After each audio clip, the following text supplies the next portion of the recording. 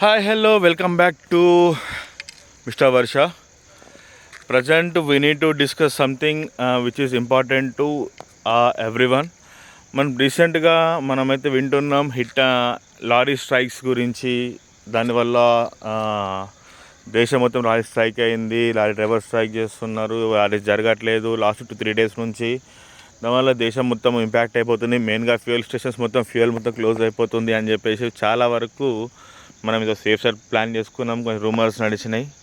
Secondary thing, finally వాళ్ళు strike అనేది ఆపేస్తారు. అసలు దీనికి రీజన్స్ ఏంటి, దీనివల్ల ఇంపాక్ట్స్ ఏ విధంగా ఉంటాయి అని డిస్కస్ చేసిన ప్రకారం అయితే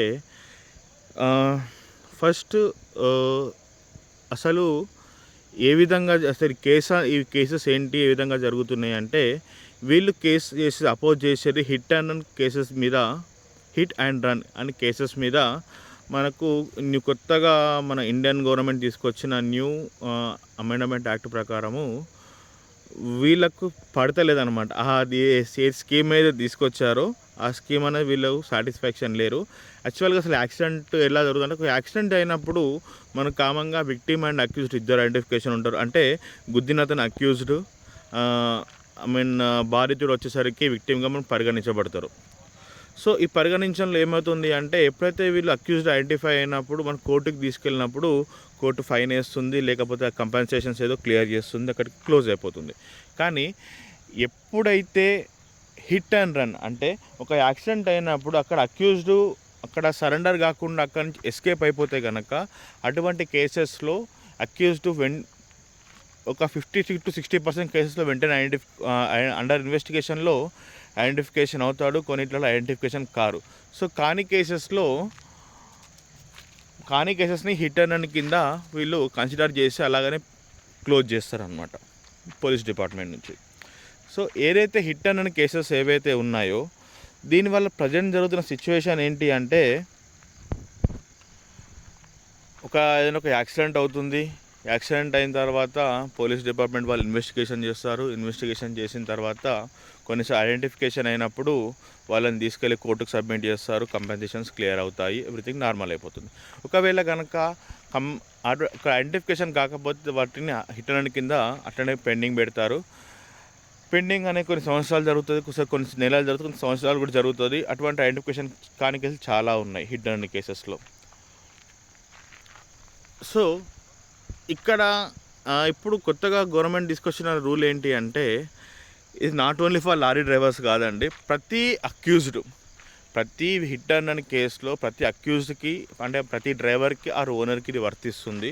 దీంట్లో భాగంగా ఏంటి అంటే, ఒక యాక్సిడెంట్ అయినప్పుడు ఆ యాక్సిడెంట్స్ ప్లేస్ నుంచి ఆ అక్యూజ్డ్ ఎవరైనా గుద్దిన వ్యక్తి ఎవరైతే ఉన్నారో ఆయన తప్పించుకొని పారిపోతే కనుక, అక్కడ ఆగకుండా తప్పించుకొని పారిపోతే ఆ వ్యక్తికి 10 సంవత్సరాల వరకు జైలు శిక్ష, లేకపోతే 7 లక్షల రూపాయల జరిమానా విధించడం అనేది జరుగుతుంది. ఇది క్లియర్గా చెప్తున్నాను, అది నాట్ ఫర్ లారీ డ్రైవర్స్. ప్రతి ఒక్క డ్రైవర్కి ఇది వర్తిస్తుంది. అది లారీలే కావచ్చు, బస్సులే కావచ్చు, కార్లే కావచ్చు, అది ఎవరైనా కావచ్చు. కానీ రోడ్ల మీద చాలా వరకు లారీలు తిరుగుతాయి కాబట్టి వాళ్ళు ఇంపాక్ట్ అనేది ఎక్కువ ఉంటుంది, కాబట్టి వాళ్ళు దీనికి ఫస్ట్ అపోజ్ అనేది చేస్తున్నారు. సో ఇది మరి వాళ్ళు చేసే న్యాయమా కాదా అంటే కనుక, దీన్ని ఫస్ట్ నేను చెప్పేది ఏంటి అంటే, వాళ్ళు ఏదైతే పోరాటం చేస్తున్నారో అది మొత్తం కూడా అసంబద్ధతం, అంటే ఇంప్రాపర్ కాదు, అది చేయడం కరెక్ట్ కాదు. ఎందుకు అసలు హిట్ అండ్ రన్ కేసు వల్ల వాళ్ళు ఇప్పుడు జైలు శిక్ష ఎందుకు పట్టుకొచ్చింది, ఇన్ని రోజులు ఎందుకు లేదు, ఇంత ఇంపాక్ట్ ఎందుకు లేదు అంటే కనుక, ఒక ఎగ్జాంపుల్ తీసుకుంటే, ఒక లారీ ఉంది, లేకపోతే ఒక కారు ఉందండి. దారి నడుచుకుంటూ వెళ్ళే వ్యక్తికి గుద్దింది, అతను గాయాలతోనో దెబ్బలు తగులుతూనో చనిపోయాడో, లేకపోతే కాలు చేతులు ఇరిగినేదో జరిగింది. సో జరిగిన వ్యక్తి కామన్గా ఆ అక్యూజ్డ్ ఎవరైతే గుద్దిన వ్యక్తి దొరికినట్టయితే కనుక, ఆ వ్యక్తికి సంబంధించిన ఇన్సూరెన్స్లు కానీ, ఆ కారుకు సంబంధించిన ఇన్సూరెన్స్ల త్రూ కానీ, లేకపోతే ఆ పర్టికులర్ వ్యక్తి పర్సనల్గా చేసే సెటిల్మెంట్ త్రూ కానీ ఎంతో కొంత అమౌంట్ అనేది బాధితుడికి అందుతుంది. సో ఆ బాధితుడు మైనర్ ఇంజురీస్ అయితే పెద్ద ఇబ్బంది ఏమి ఉండదండి. కానీ ఏదైనా అంగవైకల్యం జరిగినట్టయితే కానీ, లేదా ప్రాణాపాయం జరిగినట్టయితే కానీ అటువంటి బాధితుడికి లేదా వారి కుటుంబానికి అది తీరని లోటు అది. సో అటువంటి కేసెస్ సంబంధించి అది అక్యూజ్డ్ దొరికితే, ఒకవేళ కనుక అక్యూజ్డ్ దొరకకపోతే, ఆ గుద్దిన వ్యక్తి దొరకకపోతే కనుక ఆ బాధిత కుటుంబానికి కానీ బాధితుడికి కానీ అది లైఫ్ లాంగ్ అనేది అది కోలుకోలేని పరిస్థితి ఉంటుంది. సింపుల్గా చెప్పాలి అంటే ఒక ఫ్యామిలీలో మ్యాక్సిమము ఒక ఇంటి పెద్ద కావచ్చు, ఇంట్లో సంపాదించే వ్యక్తి కావచ్చు, అటువంటి వ్యక్తికి ఏదైనా ప్రమాదం జరిగినట్టయితే కనుక, ఇటువంటి హిట్ అండ్ కేసు జరిగినట్టయితే కనుక అది ఒకవేళ ఐడెంటిఫై అయితే కనుక ఎంతో కొంత కంపెన్సేషన్ వస్తుంది. ఈయన వర్క్కి పోని రోజులు కానీ అది ఏ రకంగా ఎంతో కొంత ఇంటికి అనేది కొంత అమౌంట్ అనేది వస్తుంది, ప్రొటెక్షన్ వస్తుంది సేఫ్ సైడ్గా. అదే కనుక అతను అక్యూజ్ దొరకకపోతే కనుక అతని యొక్క ఫ్యామిలీ పొజిషన్ ఏంటో తెలియదు, అతని యొక్క మంత్లీ ఇన్కమ్ ఎంతో తెలియదు, ఎంతమంది డిపెండెంట్స్ ఉంటారో తెలియదు. సో వీళ్ళందరి యొక్క జీవనం అనేది ఇబ్బందికరంగా మారుతుంది. మీకు తెలియని విషయం ఏంటి అంటే, ఎప్పుడైతే మనం ఒకవేళ అక్యూజ్డ్ దొరికినట్టయితే కనుక ప్రాపర్ ఇన్సూరెన్స్ ఉంటే కనుక ఆ యాక్సిడెంట్ సంబంధించిన ప్రతి ఒక్కటి కూడా మనకు ఇన్సూరెన్స్ కంపెనీ నుంచి క్లెయిమ్ అవుతుంది. అది ట్రీట్మెంట్ డీటెయిల్స్ అయినా కానీ, హాస్పిటల్ ఖర్చు అయినా కానీ, వెహికల్ యొక్క డ్యామేజ్ ఖర్చు అయినా కానీ ఏదైనా క్లియర్ అవుతుంది. అదే కనుక ఒకవేళ కనుక అక్యూజ్డ్ కనుక మనకు దొరకనట్టయితే కనుక అది హిట్ అండ్ కేసు కింద పడుతుంది. మనకి ఇన్సూరెన్స్ ప్రాపర్గా క్లెయిమ్ కాకపోవడం వల్ల అతని యొక్క ఫ్యామిలీ అనేది ఆల్రెడీ దెబ్బతిని, ఆల్రెడీ యాక్సిడెంట్తో మెంటలీ సఫర్ అయిన ఫ్యామిలీ ఆర్థికంగా కూడా ఇబ్బందులకు గురయ్యి ఇంకా క్షీణించిపోయే పరిస్థితులు అనేది జరుగుతుంటుంది. సో ఇటువంటి పరిస్థితులకు రాకుండా గవర్నమెంట్ అనేది ఈ స్కీమ్ తీసుకొచ్చింది. ఏది? ఈ కొత్త హిట్ అండ్ స్కీమ్. దీని ప్రకారము వాళ్ళని మొట్టమొదటిగా భయపెట్టడానికి తప్ప ఇంకా దేనికి కూడా కాదండి. అదే కనుక హిట్ అండ్ కేసులో కంటే పారిపోకుండా అక్కడే ఉండి, అక్కడ ఉంటే ఎవరైనా మిమ్మల్ని దాడి చేస్తారు, ఆ కోపంలో కానీ ఆ ఇబ్బందిలో కానీ అనిపిస్తే కనుక మీరు ఆ నియర్ బై ఎక్కడైనా సరే ఒక పోలీస్ స్టేషన్లోకి వెళ్ళి లొంగిపోయినట్టయితే అది వేరే రకంగా ఉంటుందండి.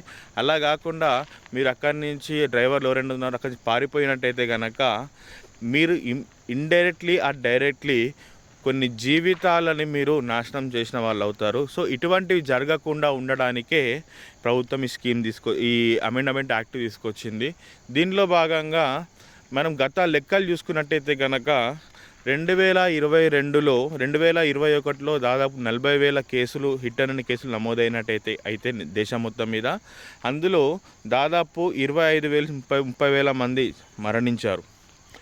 అదే 2022కు తీసుకొచ్చినట్టయితే కనుక 60,000 చిల్లర కేసులైనాయి, దాంట్లో 35,000 మంది చనిపోయారు.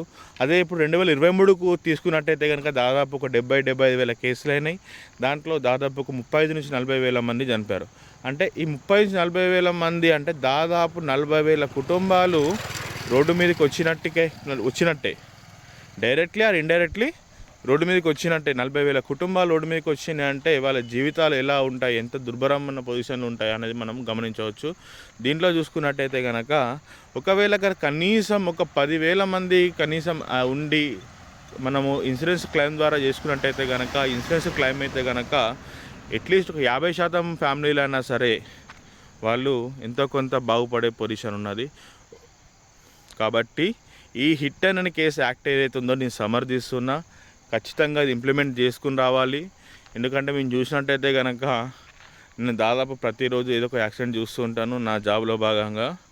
సో మ్యాక్సిమం యాక్సిడెంట్లు అనేవి ఈ విధంగా జరుగుతూ ఉంటాయి. సో ప్రతి ఒక్క లారీకి, ప్రతి ఒక్క వాహనానికి ఇన్సూరెన్స్ అనేది చాలా ఇంపార్టెంటు. దీనివల్ల మీకు పడకపోయినా సరే మీ వాళ్ళు ఎవరికైతే బాధితులు గురవుతారో వారికి ఖచ్చితంగా ఇన్సూరెన్స్ అనేది ఉపయోగపడుతుంది. కాబట్టి ఖచ్చితంగా ఇన్సూరెన్స్ అనేది ఉంచుకోండి. దాంతోపాటు I'm supporting this new hit and law. See you again. My name is Varsha, Nizamabad.